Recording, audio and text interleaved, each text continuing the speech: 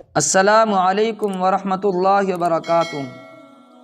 محترم سامعین کرام، آج ہم آپ کو صحابی رسول صلی اللہ علیہ وسلم کی محبت کا ایسا واقعہ سنانے جا رہے ہیں جو نہ صرف دل کو چھو لینے والا ہے بلکہ ایمان کو تازہ کر دینے والا بھی ہے۔ یہ واقعہ ایک انصاری صحابی کا ہے جنہیں اللہ کے رسول صلی اللہ علیہ وسلم سے ایسا عشق تھا کہ آخرت کی جدائی کا تصور بھی ان کے لیے ناقابل برداشت تھا۔ آئیے سنتے ہیں ایک سچے عاشق رسول کا ایمان افروز واقعہ۔ امام ابو داؤد رحمہ اللہ نے ایک انصاری صحابی کا واقعہ روایت کیا ہے۔ ایک انصاری صحابی رسول اللہ صلی اللہ علیہ وسلم کی خدمت میں حاضر ہوئے۔ چہرہ غمگین تھا، دل بوجھل۔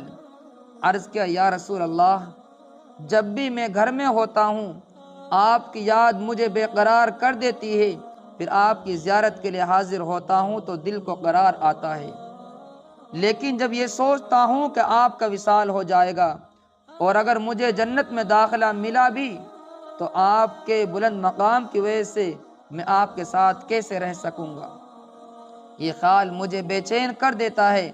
رسول اللہ صلی اللہ علیہ وسلم خاموش ہو گئے۔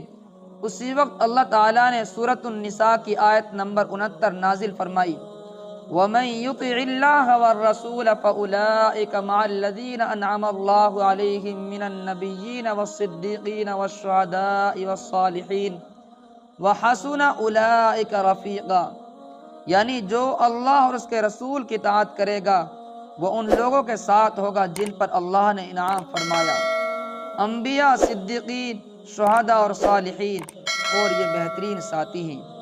یہ قرآن کی زبان میں عشق رسول کا انعام تھا۔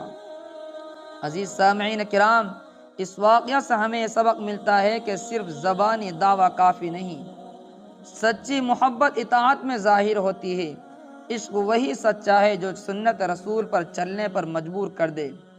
اللہ تعالی ہمیں بھی صحابہ کرام جیسا عشق عطا فرمائے اور ہمیں دنیا اور آخرت میں رسول اللہ صلی اللہ علیہ وسلم کی رفاقت نصیب فرمائے، آمین۔ اگر یہ ویڈیو آپ کو دل کو لگی ہو تو لائک کریں، شیئر کریں اور ہمارے چینل کو سبسکرائب ضرور کریں تاکہ مزید ایمان افروز واقعات آپ تک پہنچتے رہیں۔ جزاک اللہ خیرا۔ السلام علیکم ورحمۃ اللہ وبرکاتہ۔